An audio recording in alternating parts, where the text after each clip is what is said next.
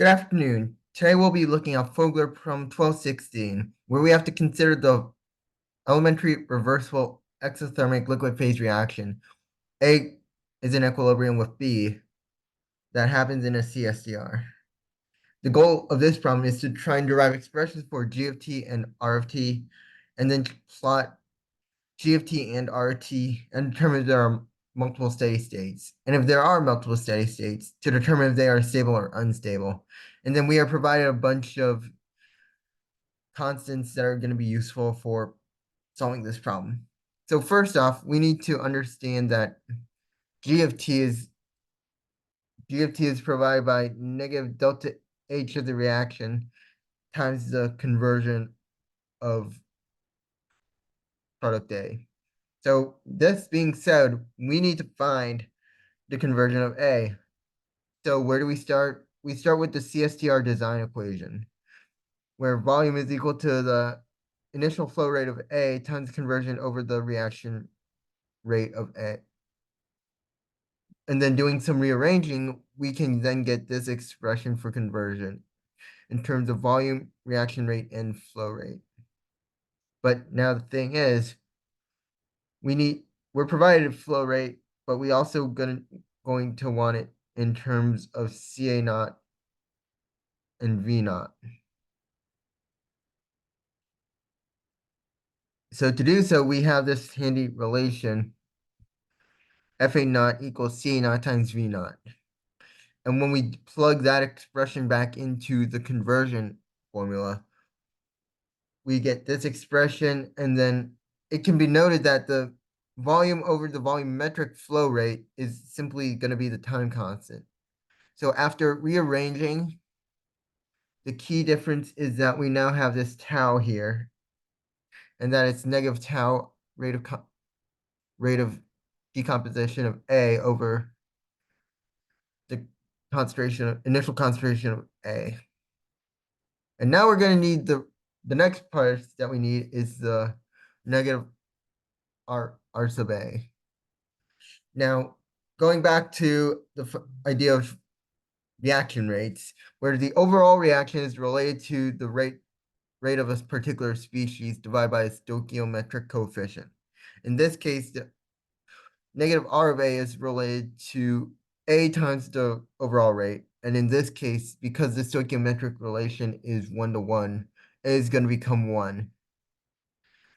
Now we can actually write our expression for overall rate expression, which is K1 CA minus K inverse CB, since if we go back up here, this is an equilibrium, so we need to consider going forward and then also the reverse reaction.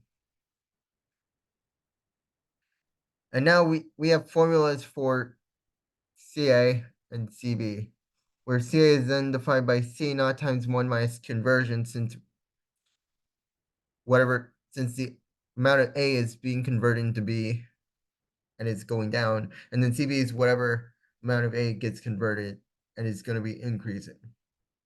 And then we also, because it's in equilibrium, we also have this expression that the inverse of the inverse rate constant is equal to the forward rate constant over the equilibrium constant. We're going to come back to those ideas about the rate constant and equilibrium constant later. But for right now, the overall rate is then given by this expression right here, which is in terms of XA. So now when we go back and plug it back in to the conversion formula, we will notice that the initial concentrations in the expression will actually cancel out. So we don't need to worry about the unknown concentration CA naught. And then expanding it out, you eventually get this expression right here. You can rearrange and move all the conversion terms onto one side, pull out the XA, and solve for the conversion of A to get this general expression. And then ultimately you can divide this factor by tau K1 to simplify it to this major expression, and then you can plug this back into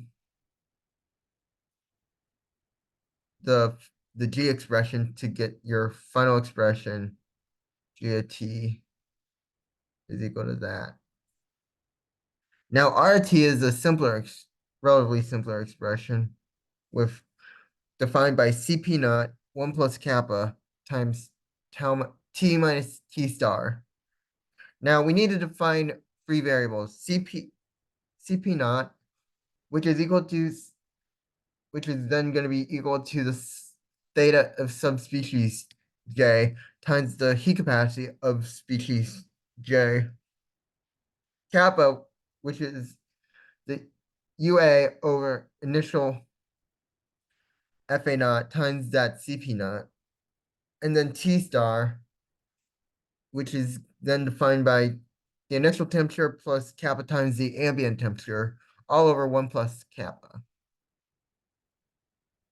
So we need CP naught first if we want to know kappa and T star. So to do so, initially we have it's into pure A, so that's going to be this 1, and then the heat capacity is going to be 40.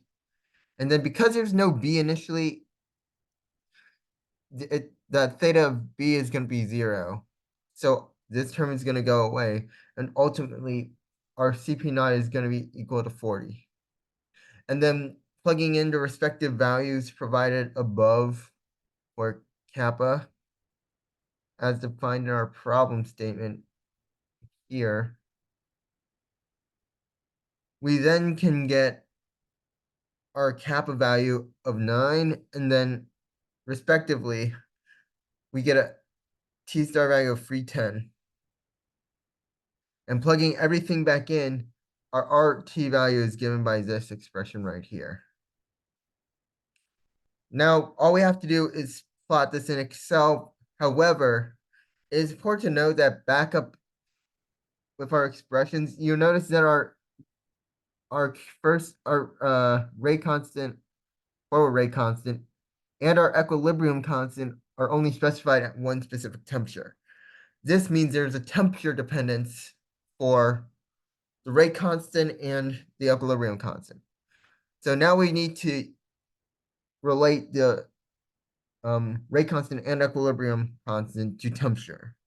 And we can do that by using these two expressions right here, where it's equal to the constant at the first temperature raised to either the activation energy or enthalpy divided by the gas constant times 1 over the reference temperature minus 1 over the temperature that we're desired to seek it at.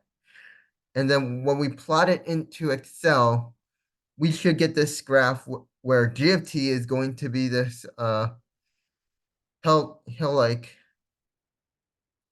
plot, and then R is going to be a straight up linear line.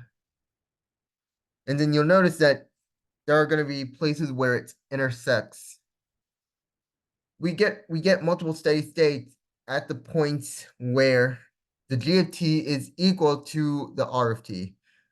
And indicated on here with the purple marks that these 3 points are going to be where there are going to be multiple steady states. And it turns out that each of those 3 temperatures are going to be equal to 310, 377, and 418 Kelvin. Now, how do we determine if these steady state temperatures are going to be stable? Well, the key criterion for stability for here is we can take the derivative of G of t with respect to t, and we can take the derivative of R of t respect to t. And if dg dt is less than dr dt, then the steady state is going to be stable. So this is the key expression we want to keep in mind for stability. So when we go back up here, when we take the derivative of R of t with respect to temperature, it's simply going to be 400. So we need to compare dg dt to 400. So when we can use a calculator to evaluate the derivative of dg dt and then evaluate it at the desired temperatures respectively. So when we evaluate it at 310 Kelvin, we get that dg dt is 0.08, which is significantly less than 400, which indicates that this steady state is going to be stable. Now, dg dt at 377 degrees Kelvin is going to be 2500, which is larger than 400, meaning that this steady state is going to be unstable. And then finally, when we evaluate dg dt at 418 Kelvin, we get negative 4,480, which is going to be less than drdt, which means it's going to be stable. So overall, we have two stable steady states and then one unstable steady state. So I hope you understand how we went about finding G of t, R of t, and how we can determine multiple steady states provided G of t and R of t. And that's going to be Fogler problem 1216.